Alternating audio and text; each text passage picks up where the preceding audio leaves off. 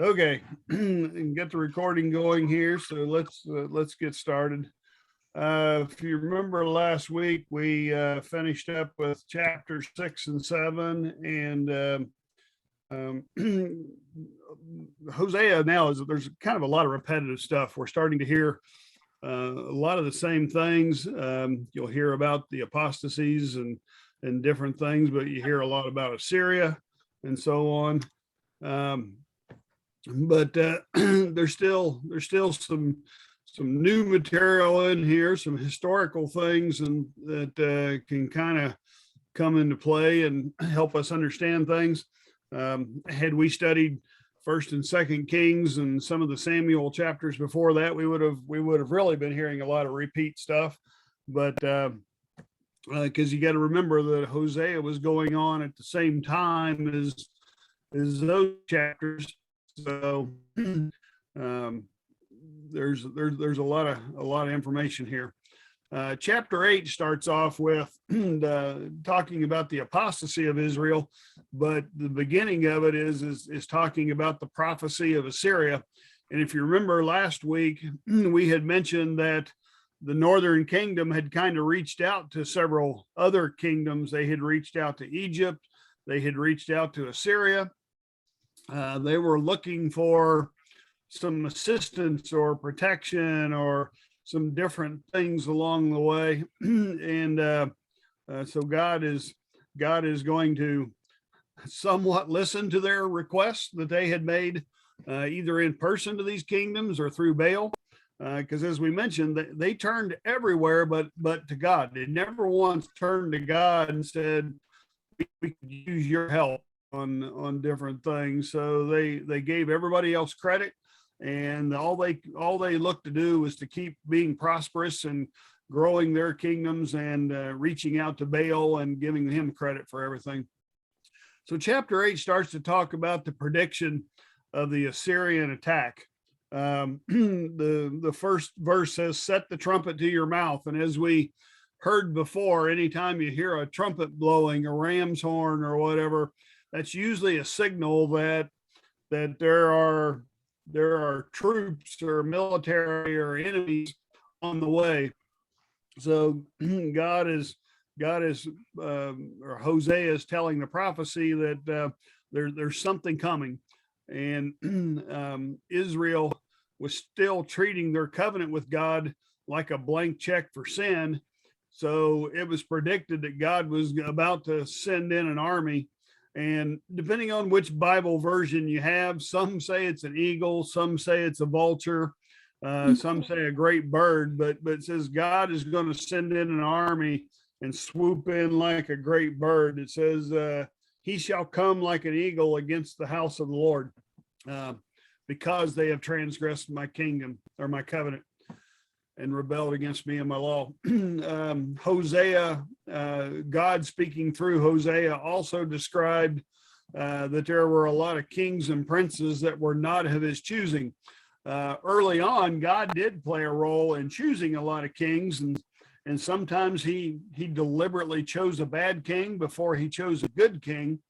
And as they would, he like in the examples of prior to David, he had Saul in there as king, and God says, I'm going to show you what a bad king looks like before I give you a good king. Well, then later on, after David had passed and the kingdoms had split between Jeroboam and Rehoboam, God sometimes then would send in a king in the northern kingdom to wipe out a previous king in the hopes that, they could get back to their godly ways. And then those new kings then also would tend to become sinful or not lead in a great way and start to decline as well too.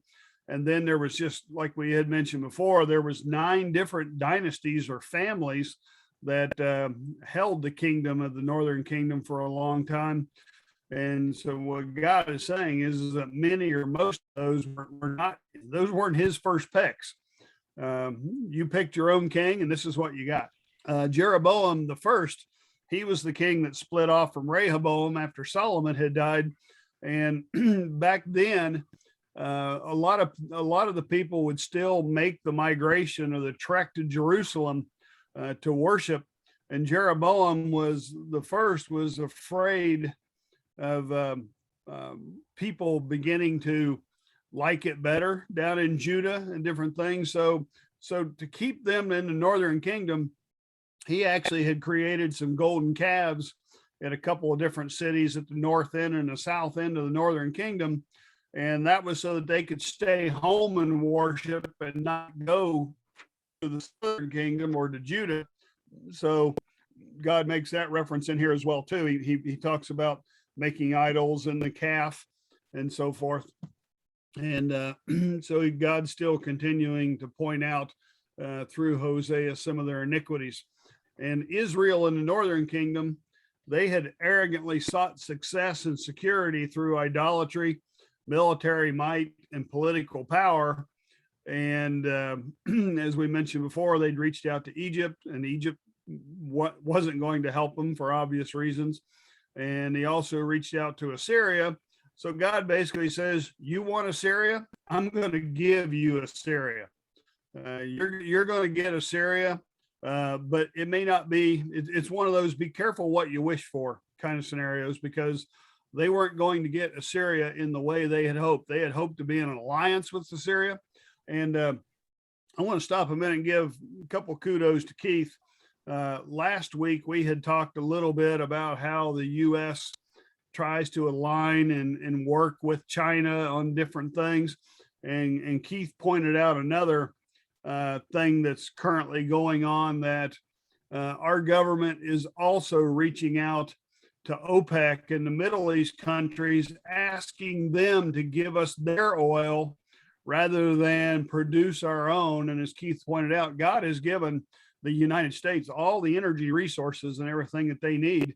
We actually have a surplus, and previously we were exporting our oil and different things, but instead we've shut off our own spigot and are now asking others to give us their oil, and they're not doing it. And that's one of the reasons why gas prices are so high. So I wanted to thank Keith for bringing that up, albeit after class last week. So it still continues day in and day out. Just Verse a little side note, OPEC is the organization to pilfer every cent. Yep. I learned that a few years ago. That's how I felt about it, because that's what they do. Yeah. Well, and you have to think about it, when that's your only natural resource. I mean, it's not like they're a manufacturing capital of the world and that kind of stuff. That's the only thing they got. Yeah. And when it's gone, it's gone. So to some degree, you can't criticize them for, I mean, if you, David, said, I've got a garden full of tomatoes, and but I want you to give me some of your tomatoes at a really cheap price. Well, the rest of us would look at you like you're an idiot. So, and that's basically what we're doing is we've got our own tomatoes, but we want somebody else to give us their tomatoes at a cheap price. And they're in a position of negotiation, and you can't hardly blame them for that. So, but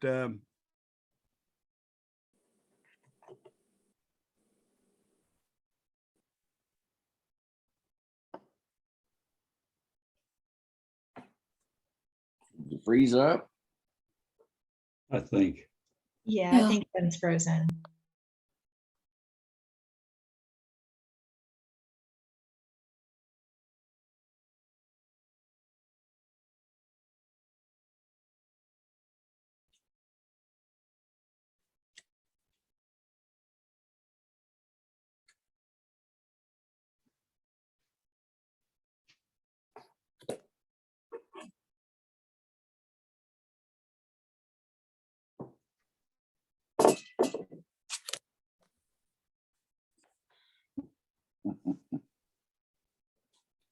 So quick question while we're waiting on him to come back.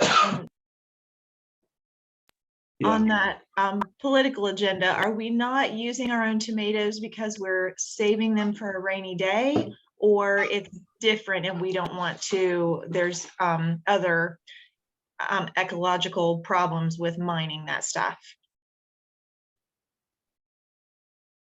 Question. I think it kind of revolves around politics like it does all around the world. They want something that somebody else has got. They're going to use it as a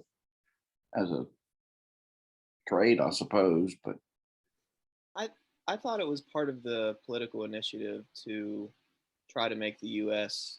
a zero emissions country. So in saying that we don't produce our own, then we are closer to green. True, which means that we're asking the rest of the world to do that instead of us. Right. Correct. Yes. I don't think that agenda makes any sense anyway, because we can go green in this country, go 100% green, but if every other country remains using fossil fuels, we have the same problem. Right.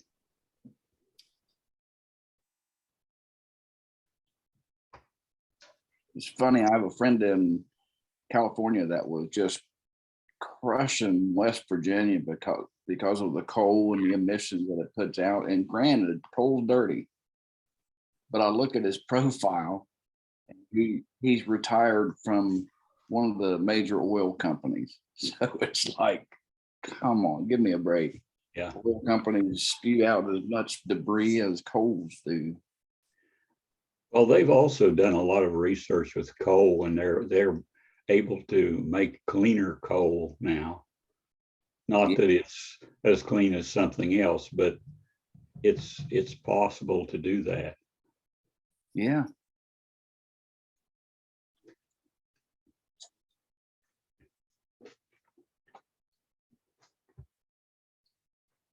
I'm back. Oh, you're back? Okay. Sorry, my wind must have taken me out. I probably got to go through the whole share screen and everything else again. Oh boy.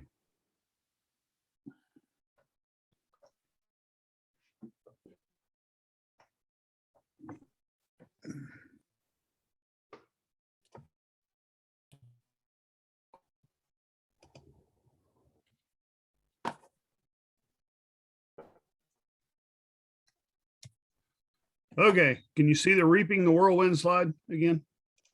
Oh, It's on the side.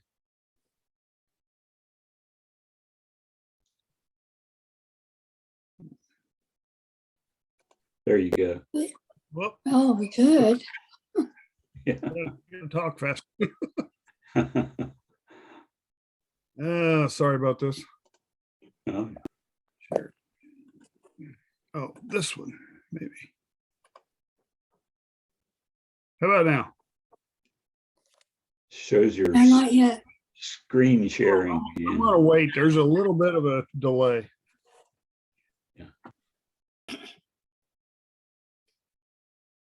There we Okay. go. Got it. Now.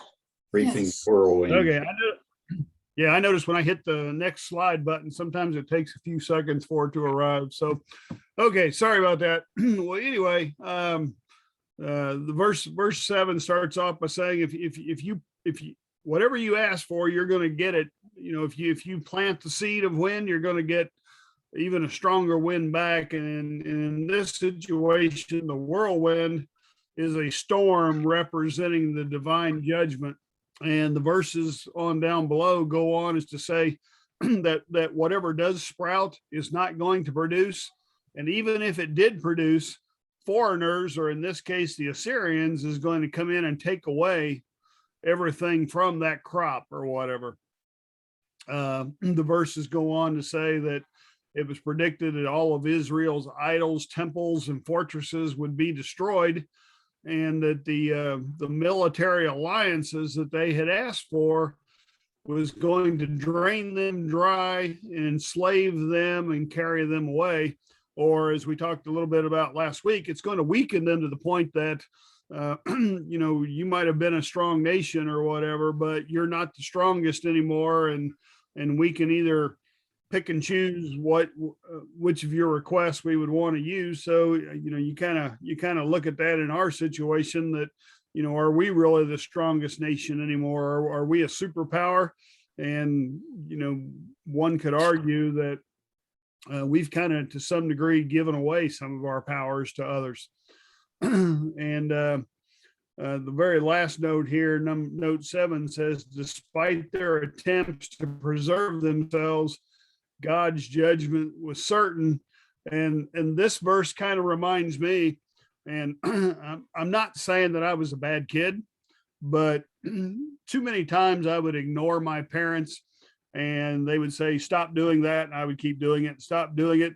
Well, when my dad got up out of the chair and started heading my direction, I say, "Oh, no. I'll be good. I'll stop." And that kind of reminded me here that Israel and the Northern Kingdom and everything throughout time, warning after warning after warning. And finally, God said, "You're not listening. So here comes your judgment." And then all of a sudden they say, "Oh no, we understand your God. We'll listen, God. We'll be good." And it's God's way of saying it's too late. You've already given up your right to be preserved and holy.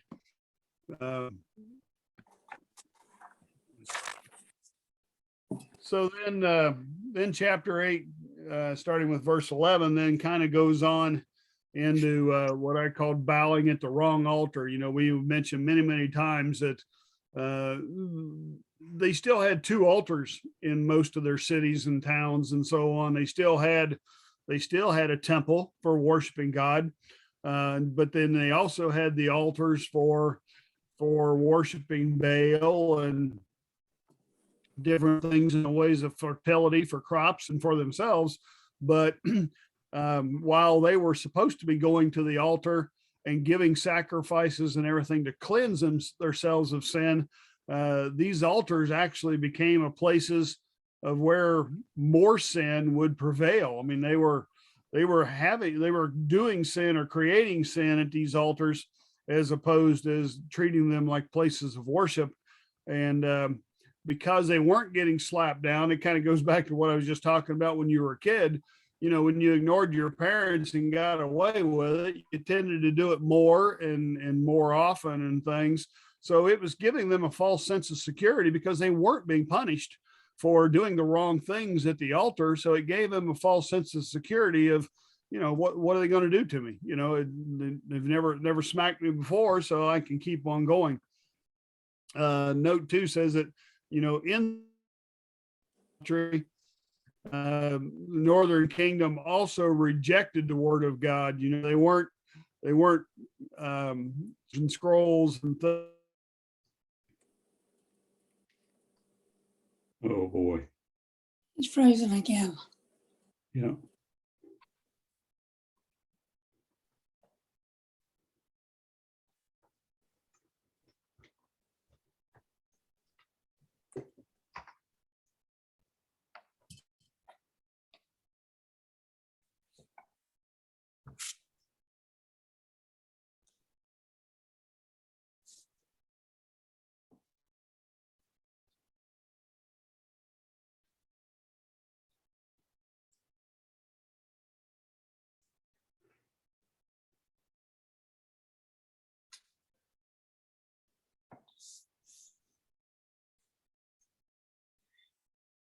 Must be storming down there. Something. Where does he live? Ravenswood. Oh, okay.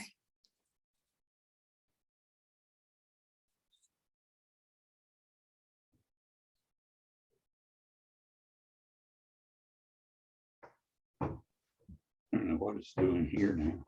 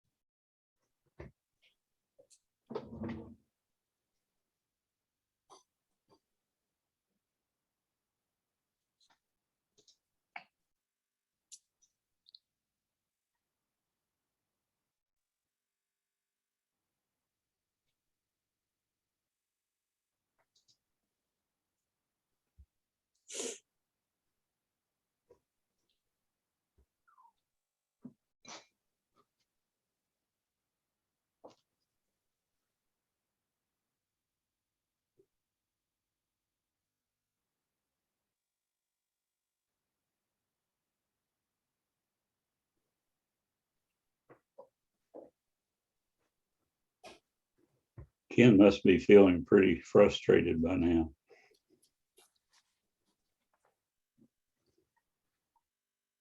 Yeah, he'll be way harder on himself than we are about this. We're Right. patiently waiting.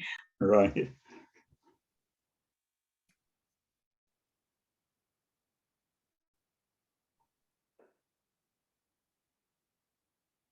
Some You don't things you just can't fly avoid. that many hours. Go ahead, D. I said, some things you just can't avoid. Nature takes Yep. some course. Right. And he put so much effort. I mean, I am so appreciative of what he does yeah. to class. because Absolutely. He goes above and beyond.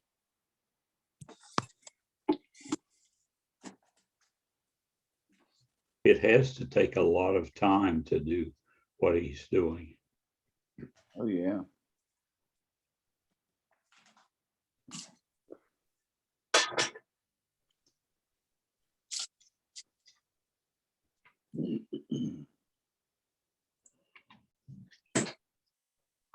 And to do all that he does in addition to working. I don't know how he finds the time. I know. Yeah. I really appreciate his work.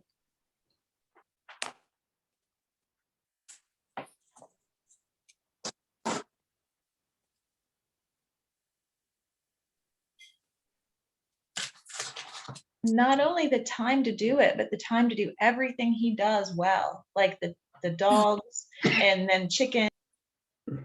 Right. And he works, right? I'm sure he's fantastic at that.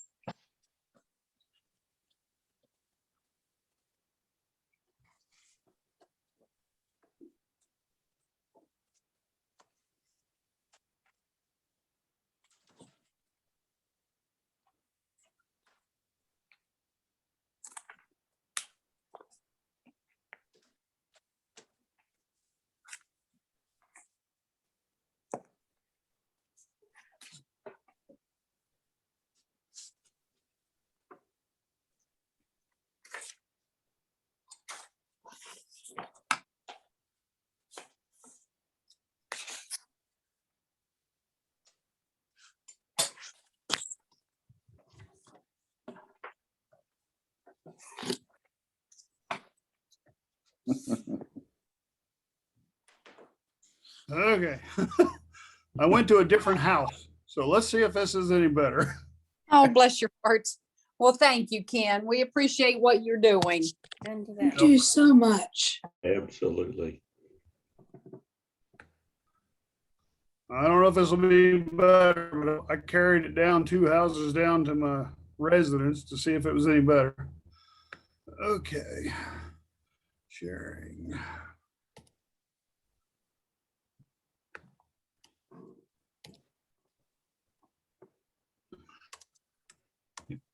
It's back. Okay. Let's Yeah, hopefully we can see us. finish up now here. Okay. Note 4, verse 13 then applies that even when they were making sacrifices at the altar, they weren't doing it properly. Why does it keep doing that? They were still going to the holy altars and whatever and making sacrifices, which was usually burning meat or lamb, beef, grain, or whatever. But then they were eating them. And if you remember, the only people that should be eating sacrifices at the altar were the priests and stuff, but instead the Israelites were they were treating the altar more like a barbecue grill than they were an altar at that point. They were just going there using their fuel and stuff to cook their food and eat it right there in front of them instead of giving the sacrifice to God. And for this reason, then the Lord was not going to accept those sacrifices. And he says as punishment, he's going to return them, or that they would return to Egypt. Well, Egypt is a metaphor for bondage. You know, there's no good memories of Egypt in any of the Israelites or whatever, but God says, you know, I'm going to send you back there more or less. And by forgetting God, Israel was building false shrines and temples. And Judah was also relying on fortified cities. If you go through some of the things in Second Kings, they were trying to strengthen their cities so that they could push off, some of this military might. But the verse says God's going to rain fire upon them and destroy the kingdoms. And I'll tell you, if you ever get deep into other people's commentaries, anytime you see the word rain fire and that kind of stuff, there's a lot of commentaries that's predicting nuclear war and different things. So if you really wanted to apply some of the things from Hosea and back in these times to us, then you can understand where they may be coming from on some of those things.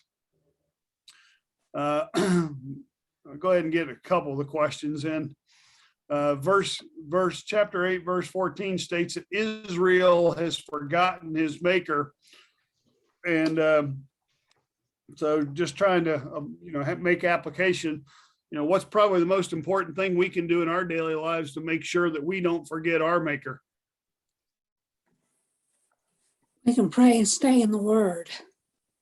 That's it right there. Those are the main things is keep working on your relationship, read your Bible, pray every day, and have those conversations. And that's the thing we had talked about previously, that idolatry can tend to take away our time and that kind of stuff to where we don't do what we need to do. So good answer, Deanna. And I find myself on my computer, on my iPad, playing games, and sometimes it gets away from me. Yep. And I do them for hours sometimes. Well, and then sometimes that leads to more distractions, because then you get subjected to ads and everything else, and Facebook, and you can't, if you can never get to the end of Facebook. I mean, you might see one thing and then that's going to say, well, here's 10 more things that are just like what you were looking at. So that's why unless somebody specifically wants to show me something and use it as a way to send me something, I try to avoid those kind of things, because Facebook is owned by the devil. I agree. Okay, then chapter 8 and 9 get into the judgment of Israel. I think this is chapter 9. Israel had forsaken God, and therefore God's going to forsake them, right, in return. And as we know, there's going to be many penalties for their ingratitude. And then it kind of goes on to list about 5 of these penalties. And when you see it underlined, the first one is death of joy.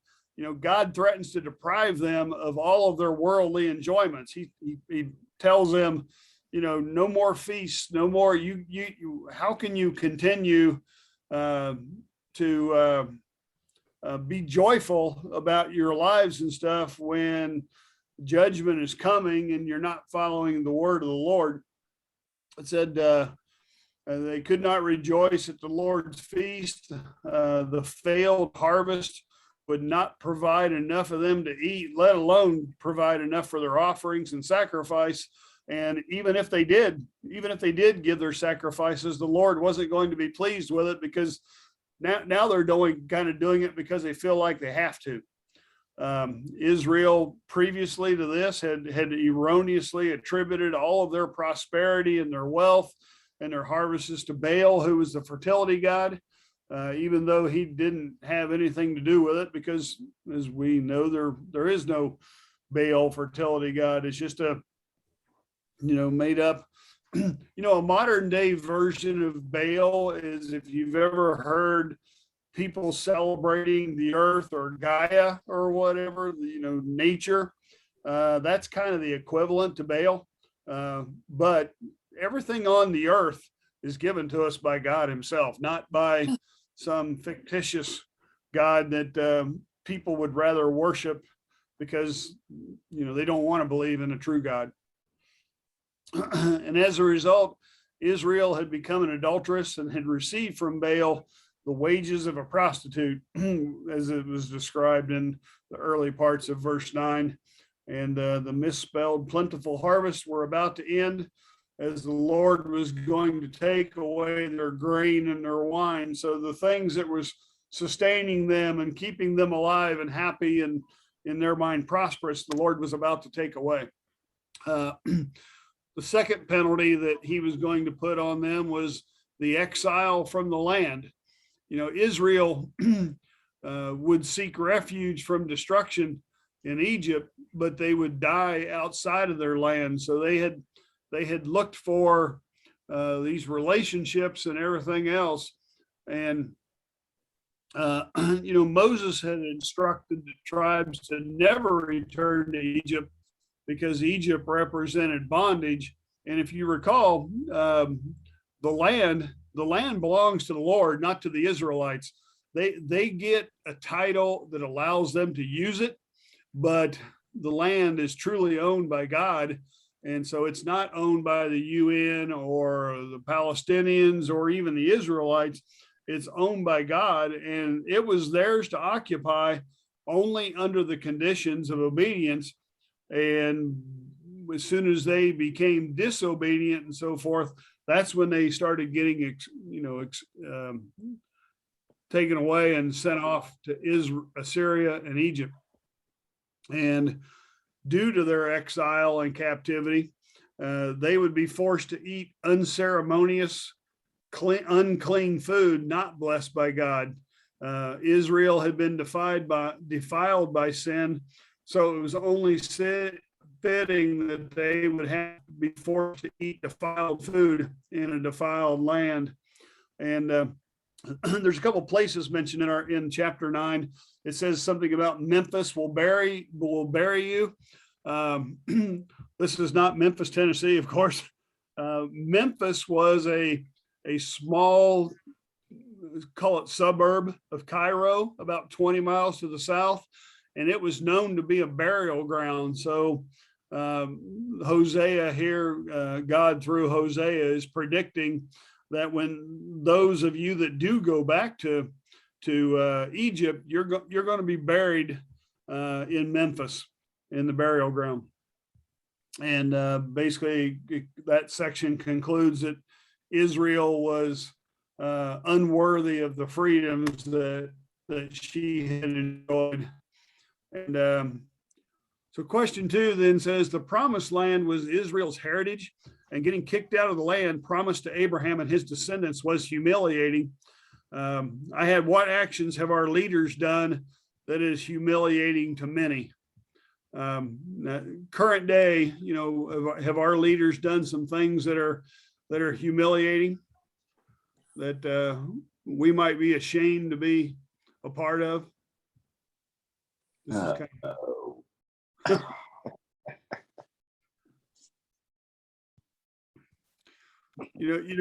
One could say that our rapid pullout from Afghanistan was somewhat humiliating, right, to some.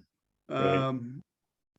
You invest that much capital and time and blood, trying to create a free nation or whatever, and then you just give up and you pull out in a way that leaves many people at risk. And that I think everybody kind of admits that maybe that wasn't handled very well. We can go back and pick up. Go ahead, Keith. I was going back there, taking away our energy independence, and also I think encouraging illegal migration into the United States. Yeah. Yeah, it's almost like, hey, we can't go to other foreign nations, so we're going to bring them to us. Right. And we don't even follow our own constitution and our own laws.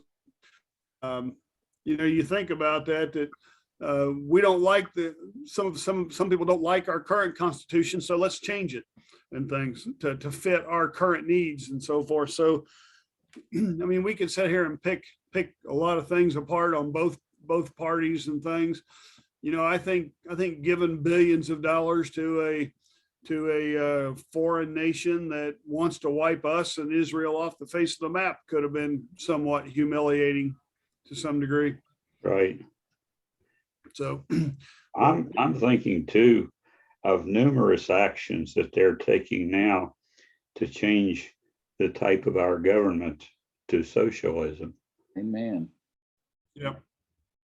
Well, and just think of taking God out of our government and that kind of stuff. Right. And putting, I mean, there's false idols built into some of our nation's buildings and that kind of stuff nowadays that we can tear down war generals and different people that help build this nation or create this nation. Although, as we've said, there's only been one perfect person on the earth ever.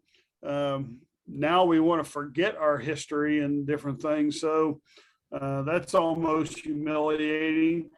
And by forgetting history, we're doing the same thing that the Israelites were doing. Israel forgot their history, and so they started going off in strange directions. So you could almost say that we're no different than the ancient Israelites when it comes to remembering our past. Yep. So going on in chapter 9, the third penalty was loss of spiritual discernment. Israel was this penalty has to do with their inability to tell right from wrong. They were just doing everything that they shouldn't have been doing that was in violation of God's law and everything else. And even though God had sent many prophets to warn the people, God tried to warn the Jews and the Gentiles. He didn't just warn the Jews. I mean, he sent prophets into Assyria and other Gentile nations and stuff, and tried to caution them as well too, that their iniquity and enmity were such that, man, I had a lot of typos, that they were considered, but they all kind of considered these prophets to be mentally unbalanced or insane. And while it's easy to criticize that, I mean, think about today that if somebody stood out on the street corner and made a bunch of predictions to us that God's message was coming and stuff, 99% of the people that walk past that person would throw a couple coins in his bucket and go on and say, I'm going to pray for you.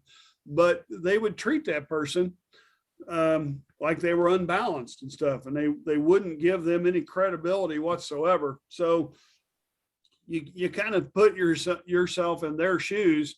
It's probably not weird that they would ignore all the prophets, other than, like we've said before, is there have been so many miracles and so many judgments that you would think that, if somebody warned me that something was coming, I would at least say, what if that person's right, and try to turn things around. Chapter 9 also brings up the word watchman. Not every Bible has the same word for that, but watchman is just another word for prophet. And the Israelites thought that perhaps the prophets were attempting to snare them or trap them into changing their ways. And then I just pointed out, every time I see a new word that I don't completely understand, if I got to look it up, I'll share it with you. The word enmity is a synonym for hostility. So not only did they ignore him, but they were also kind of hostile toward the prophets and the servants of God in this time and so forth. This number 19, Hosea compares the sin and corruption with the actions that happened in the days of Gibeah. And so question 3 is I don't know if anybody remembers Gibeah. I sent these questions out early. Don't know if anybody went and looked it up. Does anybody remember some of the events that have happened in Gibeah that might have helped it obtain this reputation?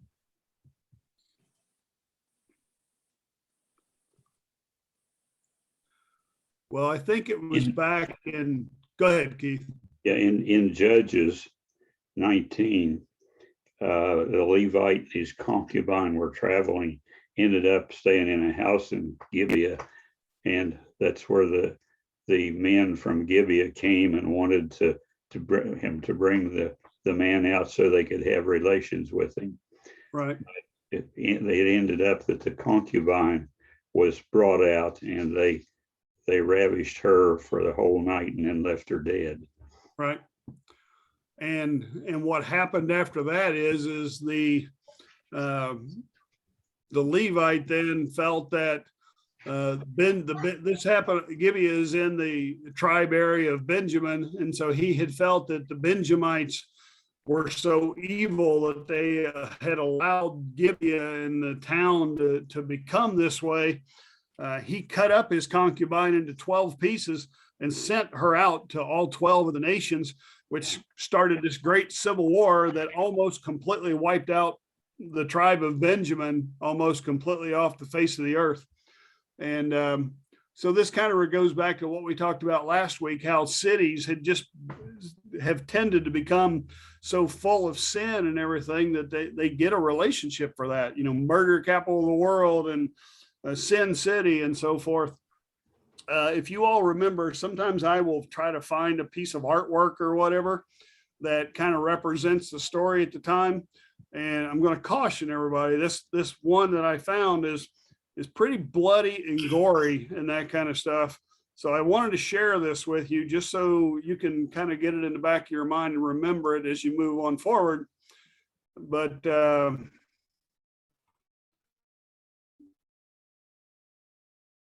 let me know when it pops up.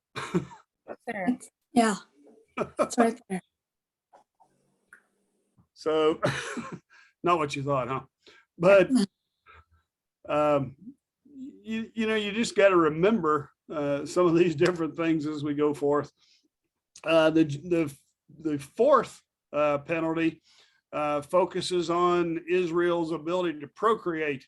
The Israelites were always looking to Baal, Peor or Baal for their sexual fertility as well as their harvest fertility. So God decides that he's just going to show them how good their idol God is. He's going to end their fertility. Ephraim's departure from the Lord would end their fertility. Hosea compared Ephraim to the city of Tyre, which also was placed in an area where it should have flourished. But Tyre also fell to Baal worship and practiced child sacrifices. And we're trying to keep things short, but we can argue that we sacrifice children on a daily basis in this country. And as a result, Tyre was also besieged by the Assyrians. And some conclude that verse 14 was a prayer that children miscarry so that they wouldn't have to endure suffering. It's like save them from this world by not bringing them out of the womb in the first place. The fifth and final penalty was that they were going to be cast out, not only out of their land, but also the house of God.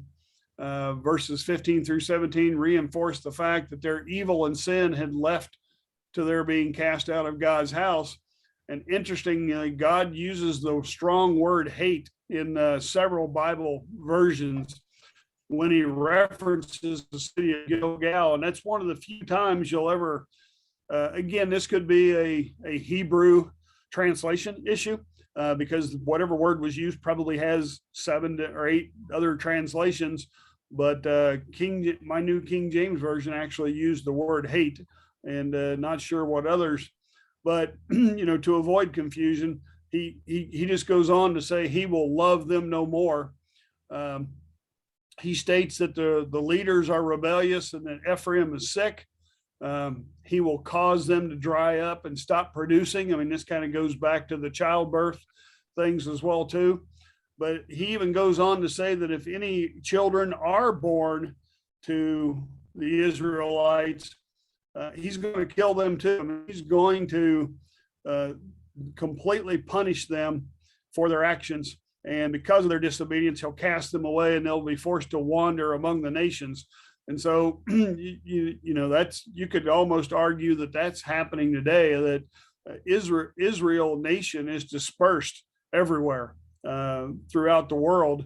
and they're kind of like outcasts with no homeland at this point. So made it to the end. Sorry about the delays and the internet issues. Next week, read chapters 10 and 11 and read up on your day 4 of your study guide.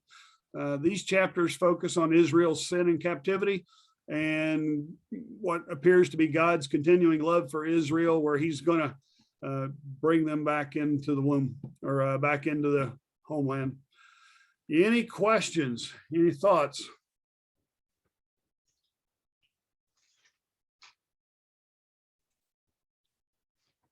Well, hearing none, stop share. Keith, do you mind closing us out today?